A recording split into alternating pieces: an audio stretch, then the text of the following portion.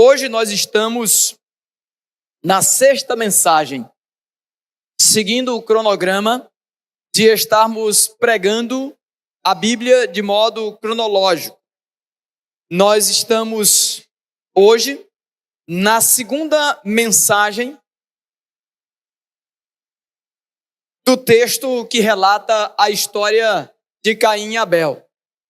Pregamos a última mensagem eu intitulei Caim e Abel 1, e hoje eu vou falar sobre Caim e Abel 2, quer dizer, a segunda parte da mensagem. Estamos rememorando, reconhecendo, voltando atrás, passando como que um pente fino em todas as histórias bíblicas, tirando lições preciosas para a nossa vida. Se você for alguém assíduo, daqui a algum tempo você vai dizer, estando na Igreja Batista Ebenezer, acompanhando as mensagens do pastor Ney, andamos por toda a Bíblia, seguindo os relatos históricos da Bíblia. Hoje vamos falar, ou concluir, a história de Caim e Abel. Hoje eu vou trazer 5 lições, além daquelas que eu já trouxe, de número de 6, na última mensagem, baseado na história de Caim e Abel, uma história conhecida de todos nós, a história que relata o primeiro homicídio da história, a história que relata as diferentes formas de culto, história que nos mostrou na última mensagem que Deus, antes mesmo de receber seu culto, ele recebe o adorador. Quando Deus rejeita o seu culto, Ele não está rejeitando o culto, mas está rejeitando o adorador, como rejeitou a oferta, o culto e a vida de Caim. E eu quero hoje ir para o outro lado, o lado da conclusão dessa história. Mas para aqueles que não conhecem a história, ou aqueles que ainda não leu esse texto, eu vou iniciar lendo o texto que se encontra em Gênesis capítulo 4. Hoje eu vou começar no capítulo 4 de Gênesis, concluindo no capítulo 6. Mas devido ao tempo, e para não ficar enfadonho, eu vou ler apenas o capítulo 4 de Gênesis. Mesmo assentados como os irmãos estão, poderão acompanhar a leitura que eu vou fazer nesse momento. Caim mata Abel. Adão teve relações com Eva, sua mulher, e ela engravidou e se deu à luz a Caim. Disse ela, com auxílio do Senhor, tive um filho homem. Voltou a dar à luz desta vez a Abel, irmão dele. Abel tornou-se pastor de ovelhas e Caim agricultor. Passando algum tempo, Caim trouxe do fruto da terra uma oferta ao Senhor. Abel, por sua vez, trouxe as partes gordas das primeiras crias do seu rebanho. O Senhor aceitou com agrado Abel e a sua oferta, mas não aceitou Caim e sua oferta. Por isso Caim se enfureceu e o seu rosto se transfigurou. O Senhor disse a Caim, por que você está furioso? Por que se transformou o seu rosto? Se você fizer o que é bom, não será aceito? Mas se não o fizer, saiba que o pecado ameaça a porta. Ele deseja conquistá-lo, mas você deve dominá-lo. Disse, porém, Caim a seu irmão Abel, vamos para o campo. Quando estavam lá, Caim atacou seu irmão Abel e o matou. Então o Senhor perguntou a Caim, onde está o seu irmão Abel? Respondeu ele, não sei. Sou eu responsável por meu irmão? Disse o Senhor, o que foi que você fez? Escute, da terra o sangue do seu irmão está clamando. Agora amaldiçoado é pela terra, que abriu a boca para receber da sua mão o sangue do seu irmão. Quando você cultivar a terra, esta não dará a você mais da sua força. Você será um fugitivo, errante pelo mundo. Disse Caim ao Senhor, meu castigo é maior do que eu posso suportar. Hoje me expulsas dessa terra e terei que me esconder da tua face. Serei um fugitivo, errante pelo mundo, e qualquer que me encontrar me matará. Mas o Senhor lhe perguntou: não será assim. Se alguém matar Caim, sofrerá 7 vezes a vingança. E o Senhor colocou em Caim um sinal, para que ninguém o visse, para que ninguém que viesse a encontrá-lo o matasse. Então Caim afastou-se da presença do Senhor e foi viver na terra de Nod, a leste do Éden. Caim teve relações com sua mulher e ela engravidou-se e deu à luz a Enoque. Depois Caim fundou uma cidade, a qual deu o nome ao seu filho Enoque. A Enoque nasceu Irade. Irade gerou Merujael, e Merujael a Metusalém, e Metusalém a Lameque. Lameque tomou 2 mulheres, uma chamava Ada e a outra Zila. A Ada deu à luz a Jubal, que foi o pai daqueles que moram em tendas e criavam rebanhos. O nome do irmão dele era Jubal, que foi pai de todos os que tocam harpa e flauta. Zila também deu à luz a um filho chamado Tubal-Caim, que fabricava todo tipo de ferramentas de bronze e de ferro. Tubal-Caim teve uma irmã chamada Naamá. Disse Lameque às suas mulheres, Ada e Zila: ouçam-me, mulheres de Lameque, e escutem minhas palavras. Eu matei um homem porque me feriu, e um menino porque me machucou. Se Caim é vingado 7 vezes, Lameque será 77 vezes. Novamente Adão teve relações com a sua mulher, e ela deu à luz a outro filho, a quem chamou Sete, dizendo: Deus me concedeu um filho no lugar de Abel, visto que Caim o matou. Também a Sete nasceu um filho, a quem deu o nome Enos. Nessa época começou-se a invocar o nome do Senhor. Amém? Que a palavra do Senhor nessa noite seja aplicada em nossos corações. Essa, meus amados irmãos, é uma história intrigante. Uma história que envolve assassinato. Uma história, irmãos, onde a metade da população humana é matada de uma só vez. Pois só existiam 2. Se um foi morto, metade foi exterminada. Esse texto também, irmãos, lá no final vai falar sobre a descendência de Caim. Sobre a descendência de Caim se viu que era um povo valente. Apesar de ter recebido o dom de ser construtor de tendas, fabricante de ferramentas e ainda serem agricultores, era um povo valente a ponto de matar por besteira, trazendo em si, em seu DNA, aquilo que o seu progenitor Caim o fazia.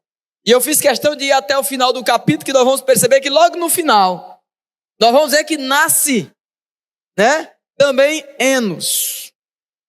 E é dali que começa a adorar, ou a adoração ao Senhor. Nós temos, irmãos, entendido a importância das gerações, a importância de nossas descendências, os nossos filhos, aqueles que ficarão aqui depois de nós, os nossos frutos, o que que eles produzirão? O que que eles vão gerar para a eternidade de Deus? Essa história, irmãos, apesar dela ter esse peso de envolvimento, de morte, de assassinato, uma história que traz até mesmo o diálogo de Deus com o assassino Caim. Essa história, irmãos, ela traz lições preciosas para a nossa vida. Lições essas que precisamos parar diante delas e analisar, irmãos, sobre em que ponto estamos nós sendo levados ao mesmo caminho de Caim. Por vezes estamos matando pessoas, por vezes estamos matando irmãos, com palavras, com atitudes, com verbalização de coisas que não edificam o nome do Senhor. E a primeira lição que eu destaquei nessa noite para pensar com os irmãos, ela diz o seguinte: a ira do homem prejudica o seu relacionamento com Deus. Quem aqui já se irou essa semana? Não levantar a mão não, só para você pensar. No trânsito, em casa, com o calor, quantas coisas incita em nós a ira? Já parou para pensar sobre isso? A Bíblia vai dizer: ireis, mas não pequeis. Olha o alerta. Você pode até irar, mas você não pode pecar. Você pode até pensar em fazer o mal, mas você não deve fazer o mal. Então a ira, que é algo natural do ser humano, é algo perigosíssimo em nossa vida. E esse texto vem, irmãos, nos trazer esse alerta. Porque quando eu estou irado, ou quando eu dou lugar para a ira na minha vida, não importando a razão pela qual eu venha me irar, porque tem gente que ira por qualquer coisa. Viu o cara lá, o outro pisou no pé, ele foi lá e matou. Descendente de Caim, geração adâmica.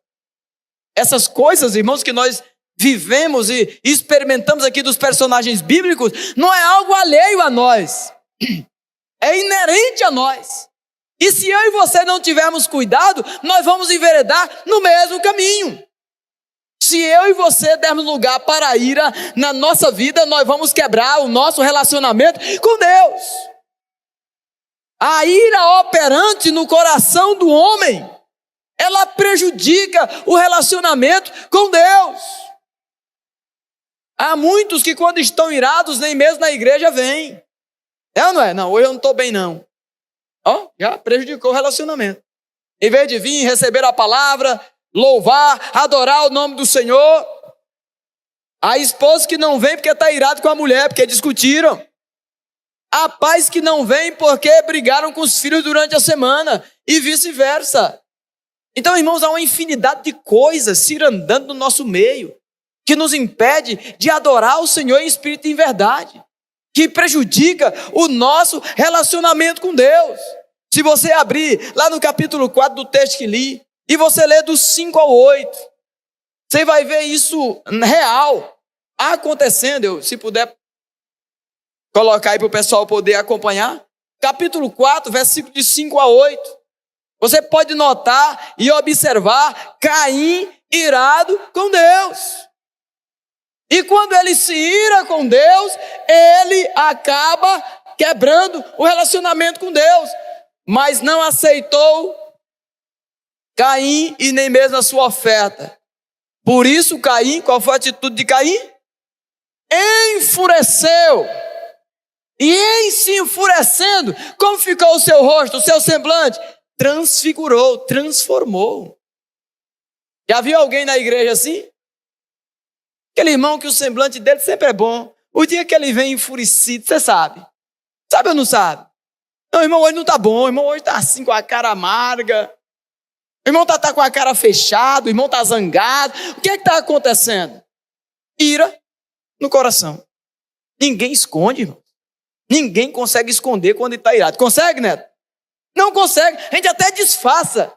Mas quem nos conhece vai olhar para nós. Rapaz, ele não está bom hoje não. Então essa foi a atitude dele. Ele enfureceu-se e o seu rosto se transfigurou. Mas o Senhor, irmãos, ele é tão delicado que a gente está zangado, a gente está irado, a gente está enfurecido. A gente está jogando pedra na lua, zangado. E o Senhor chega para conversar com a gente, como chegou para conversar com Caim. O Senhor disse a Caim. Por que o Senhor disse a Caim? Porque o Senhor conhece Caim. Por que o Senhor fala conosco? Porque Ele nos conhece. Ele sabe como conversar conosco. Ele sabe o que falar conosco. E na hora de falar, e Ele disse: Por que você está furioso? Irmãos, você já imaginou uma cena dessa? Se não imaginou, você vai imaginar depois do que eu vou te dizer agora. Você já imaginou no seu dia de fúria, no dia que você estiver mais furioso e você sentir a presença de Deus? Porque se Deus falou com Caim, irmãos, Caim sentiu a presença dele. Estão comigo até aí? Sentiu ou não sentiu? Será que Deus pode falar com alguém sem que alguém sinta a sua presença? Então diz a palavra que o Senhor disse para Caim. E Ele pode dizer para você também. Ele pode estar dizendo para você hoje: ei, por que você está do jeito que você está? Ei, por que você está zangadinho? Ei, por que você está tristinho? Ei, por que você está com o bicão? Não tem crente bicudo? Não tem crente zangado? Tem crente de todo jeito. E o Senhor está te dizendo: ei, por que você está assim? Né, Valdenor? Valdenor? Está dormindo, Valdenor? Né, Valdenor? Valdenor veio e trouxe um recado, disse que mandaram puxar minha orelha, né, Valdenor? Dos dois lados.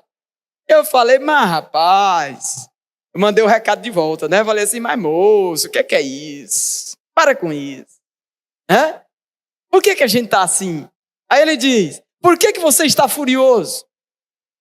Por que você transformou o seu rosto? Versículo 7. Se você fizer o bem, não será aceito. Irmãos, olha esse diálogo. Eu gosto dos diálogos bíblicos. Quando Deus conversa com alguém na Bíblia, né? É interessante. O jeito, o trato de Deus é diferente do nosso.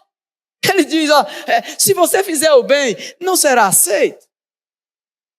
Irmão, se você estiver fazendo a coisa certa, você não será aceito. Irmão, se você estiver de boa, não vai estar de boa Deus com você? O Senhor está perguntando isso para Caim, também consequentemente para nós. Mas se não fizer, saiba que o pecado está ou ameaça a tua porta. Ele deseja conquistá-lo, mas você deve dominá-lo. O Senhor é especialista nisso, de mostrar a nossa realidade, depois dizer qual deve ser a nossa reação, a nossa atitude diante disso. Ele vai para Caim e diz: olha, o pecado está na sua porta, meu irmão. A tentação, o que quer te levar para o fundo do poço, o que quer destruir a sua vida está na sua porta. Agora cabe você dominar. Você é mais forte. Eu acredito que o Senhor estava com Caim como o pai, como o filho, ensinando a andar de bicicleta. Vai que você consegue, meu filho. E ele dá a primeira pedalada, a segunda pedalada, e daqui a pouco ele está andando sozinho, vai dizer: pai, eu consegui, eu venci. Ele desejava conquistá-lo, mas você deve dominá-lo. Versículo 8, para eu continuar. Disse, porém, Caim a seu irmão Abel: vamos ao campo. Mesmo depois de Deus estar na presença dele, mesmo depois de Deus orientar ele, olha a atitude dele. Muitas vezes, irmãos, essa tem sido nossa atitude. Diz o texto: vamos ao campo. Quando estavam lá, Caim atacou seu irmão Abel e o matou. O que você tem feito diante do que Deus tem lhe pedido, tem lhe orientado? Tens atendido a orientação de Deus? Por vezes, irmãos, temos sido rebeldes. Deus está dizendo: venha por aqui, e nós vamos por ali. Deus tem nos dito: olha, é melhor fazer assim. E nós dizemos: não, é melhor, é do meu jeito. E quando isso acontece, nós acabamos, irmãos, prejudicando o nosso relacionamento com Deus. Deus não se relaciona com rebeldes. Deus não se relaciona com quem não se arrepende, quem não se prostra diante dele. Deus é Senhor. Deus é soberano sobre a terra e céu. Passaremos então para a segunda lição. O pecado deseja dominá-lo, dominar o homem. Todavia, o pecado deve ser dominado pelo homem. Todos os dias, desde Gênesis 15. Desde o capítulo 3, ali onde o homem peca, desobedecendo contra o Senhor. Desde aquele dia, o pecado, o que é mal, anda procurando dominar o coração da humanidade. Mas assim como a Caim, a todos nós é dado, é papel do pastor Ney dominar o pecado que tenazmente procura levá-lo para o charco de lama. É responsabilidade de cada um de vocês lutar contra o pecado para que ele não te domine, para que ele não nos domine. Ou o pecado vai te distanciar desse livro. Ou esse livro vai te distanciar do pecado. A receita é simples. Bíblia, palavra de Deus. Há muita gente tentando resolver os problemas da vida apenas com o seu próprio esforço. Mas vai entender de que assim não é. Ontem, no casamento que fiz, eu disse para aquele homem que eu vi pela primeira vez no casamento, eu só conhecia a noiva. Ele ia saindo no meio do salão e eu disse a ele: Genivaldo, para por um momento. Ele parou, olhou para trás e eu perguntei a ele: você não está esquecendo nada, não? E ele começou a meter a mão no bolso, caçou, não achou nada e disse: não que eu saiba. E eu então fui ao encontro dele e o presenteei com a minha Bíblia. Eu sei que ele não tem Jesus no coração, mas a esposa tem. E eu disse para ele: você sozinho não vai conseguir. Mas esse livro que eu lhe entrego em suas mãos é a bússola que vai lhe orientar à felicidade na vida da Vilma, a sua esposa, a partir do dia de hoje. Há muita gente tentando resolver os problemas sozinhos, mas não vai conseguir. Há muita gente que tem Deus ao lado, falando ao seu ouvido, assim como o Caim, mas não dando ouvidos, vai acabar fazendo o que é mal, prejudicando assim o seu relacionamento com Deus. Então fica o desafio. Cabe a eu e você dominar a ação efetiva do pecado sobre a nossa vida. Deus avisou a Caim: o pecado está à sua porta. A tentação ameaça uma pessoa mal disposta. A tentação, irmãos, ela só vai ameaçar a pessoa mal disposta. O mundo hoje está cheio de pessoas assim. Pouca disposição de agradar a Deus. Pouca disposição em cumprir a vontade de Deus. Temos, irmãos, que travar a cada dia uma luta contra o pecado. Romanos capítulo 7. Versículo 18 a 23. É uma luta constante contra o pecado. Você precisa sair daqui nessa noite dizendo: eu vou travar uma luta contra o pecado na minha vida, porque ele não vai me dominar, ele não vai me vencer. São palavras de Paulo escrevendo aos crentes da igreja de Roma. Ele diz: sei que nada de bom habita em mim.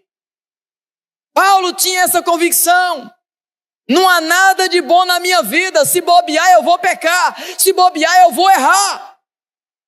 Isto é, em minha carne, porque tenho o desejo de fazer o que é bom, mas não consigo realizá-lo.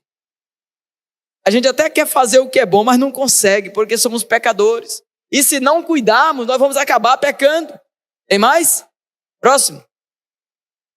Pois o que faço não é bom, não é bem o que desejo, mas o mal que não quero fazer, esse eu continuo fazendo. Tem alguma luta aí na vida de você parecida com a de Paulo? Se tem, dê um glória a Deus, porque isso é a luta contra o pecado. É a luta do espírito contra a carne. Ora, se faço o que não quero, já não sou eu quem o faz, mas o pecado que habita em mim. Paulo tinha consciência que na vida dele habitava o pecado, porque ele é um homem carnal, é um homem pecaminoso. E sabendo disso, ele lutava contra o pecado. E eu e você, irmãos, também devemos lutar. Assim encontro esta lei que atua em mim. Quando quero fazer o bem, o mal está junto a mim. Pois no íntimo do meu ser tenho prazer na lei de Deus. Ele reconhecia o pecado e ele pedia, ele clamava para que a lei de Deus se manifestasse na vida dele. Eu e você somos pecaminosos, pecamos, mas temos que trazer em nós o desejo de que a palavra de Deus ou a aplicabilidade dela seja algo notório em nossa vida, edificando a nossa vida a cada dia. Terceira lição, irmãos, o homem que não ouve a Deus vai acabar ouvindo Satanás. O homem que não ouve a Deus vai acabar ouvindo Satanás. Não tem meio termo. Não tem muro. Ah, estou em cima do muro. Não tem. O muro já é do diabo.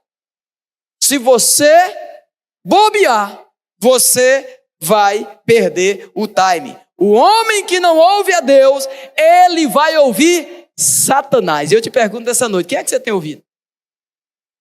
Quem é que você tem escutado? Se você não estiver escutando a Deus, tome cuidado. Há grande chance de você estar ouvindo Satanás, mesmo inconscientemente, sendo um instrumento dele e fazendo coisas que ele está colocando para que você assim o faça. Satanás, irmãos, ele não é mencionado aqui nesse texto, porém, ele estava envolvido. Caim era do maligno e assassinou seu irmão. Se você ler lá em 1 de João, capítulo 3, versículo 12, você vai ver essa referência. Lá no Novo Testamento, fazendo referência de que ele já estava no maligno. Ele era do maligno, então não tem negócio de ele se enveredou. A natureza dele era pecaminosa e ele não deu lugar para Deus e para a palavra de Deus na sua vida. E ele acabou se tornando do diabo. E esse é o fim de todos aqueles que não querem seguir a Deus. Não tem meio termo. Ou você segue a Deus, ou você ouve a Deus, ou você vai acabar ouvindo Satanás. Mesmo sem querer. Ah, mas eu não quero. Mas vai ouvir. E de tanto ouvir, vai acabar fazendo o que o diabo manda você fazer. Jesus, João capítulo 4, de 8 a 10, Jesus ensinou que Satanás é mentiroso e assassino. Desde quando? Desde o princípio. Mentiroso e assassino. Quarta lição da noite: lamentar o sofrimento que é consequência do pecado é diferente de arrependimento. Há pouca compreensão sobre arrependimento. Há pouco arrependimento, irmãos, nos dias de hoje. Você peca, vai pecando, não volta atrás, não confessa, não deixa, não se arrepende, não muda de vida. E você vai levando a vida, e a vida te levando, como diz lá o Milionário Zé Rico. Você vai levando a vida te levando. Quando você menos espera, você se encontra num charco de lama. Você se encontra em um estado de onde você não consegue mais sair sozinho. E só Deus pode mudar a sua realidade. Caim protestou contra o castigo do seu pecado, mas não se arrependeu do mal que tinha feito, nem admitiu justiça ao seu castigo. Como assim, Deus? Vão me matar. Olha a preocupação dele. Não, vão me matar. Qual é a preocupação do menino que faz as coisas escondidas? Aí minha mãe vai saber. É assim? Ah, minha mãe vai saber. Ah, fulano vai descobrir. Ei, quem tem o poder sobre a vida e a morte já sabe. É o Deus Todo-Poderoso, Criador dos céus e da terra. Ele está vendo. Nada foge ao seu olhar, nada foge ao seu controle. Ah não, meu Deus do céu, o pastor vai descobrir. Meu Deus do céu, menino, não se preocupe com o pastor, não. Se preocupe com o Supremo Pastor, que tudo já está vendo, que tudo já sabe. Ele tem o domínio sobre todas as coisas. Houve um tempo em que a preocupação com o pastor era ter, meu Deus do céu, se o pastor souber, né? Não se preocupe em o pastor saber. Se preocupe em Deus saber. Ele é o maior interessado em cuidar de você, mudar, transformar a sua vida. Caim foi protestar contra o castigo. Não quis resolver o problema. Como é você quando você peca? Como você é quando as consequências do seu pecado batem à sua porta? Se você for ver na Bíblia, tanta gente tem atitudes variadas com relação ao pecado. Lembra de Davi? Né? Davi quis encobrir o pecado. Matou o marido da mulher, o qual ele tinha se prostituído. Urias. Aí alguém olha para a história e fala, vai, que cara sem vergonha. Olha para a tua vida. Não fica olhando só por da Bíblia, não. Talvez não na proporção dele, mas olha outras atitudes por aí. Que eu e você, por vezes, estamos enveredando em praticar. E são horrendas também aos olhos do Senhor. Temos que focar nisso, irmãos. Quando pecamos e as consequências começam a recair sobre nossa vida, é hora de arrependimento, não é hora de lamentação, não é hora de retrucar, não. É hora de arrepender, confessar e deixar. Arrependimento, confissão e abandono de pecado, se tornando uma nova criatura em Cristo Jesus, nosso Senhor. Caminhando para o final, quinta e última lição: os malfeitores e aqueles que não andam com Deus são castigados. Essa é a palavra final dessa noite. Malfeitores como Caim, malfeitores e pecadores como nós, quando estamos fora do propósito de Deus. Não há outro meio, não há outra situação. Seremos castigados. Tem gente que diz assim, mas esse Deus é tão maldoso assim que vai me castigar? Eu que te pergunto, será que não? A Bíblia vai dizer que o pecado tem um preço, o pecado tem até salário. A Bíblia vai dizer, o salário do pecado é a morte, mas o dom gratuito de Deus é a vida eterna em Cristo Jesus, nosso Senhor. Caim se constituiu em um malfeitor, a ponto de matar o seu irmão, e em sendo interpelado por Deus, ainda quis se justificar. Como somos nós, diante de Deus, quando também erramos como ele errou? Qual tem sido a nossa atitude? Seria uma atitude de malfeitor? Deus planejou castigo para os homens que praticam maldade. Gênesis capítulo 6, de 5 a 8. Deus planejou tanto o céu, como também o inferno. Sabe qual é o maior engodo do povo? O povo está achando que o inferno é do diabo. Já viu alguém pensando assim? Ah, não, o diabo fez o inferno. O diabo não fez nada. O diabo não criou nada. Para quem que o inferno foi preparado? Para o diabo e os seus anjos. O diabo não tem poder nenhum. Então há um plano de salvação e há um plano de castigo para os malfeitores. O texto sagrado vai dizer que quando o Senhor vier sobre as nuvens do céu, levar os que estão esperando por ele, diz que ele vai dizer a um grupo: vinde a mim, benditos do meu Pai, receber por herança tudo que vos está proposto desde a fundação dos séculos.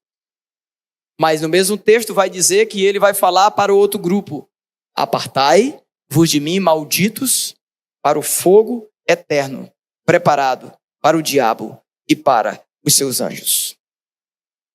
A esperança para o mundo antigo estava nos poucos descendentes de Sete que foram fiéis a Deus.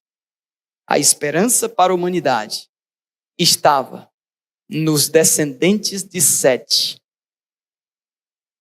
que se dispuseram a adorar a Deus.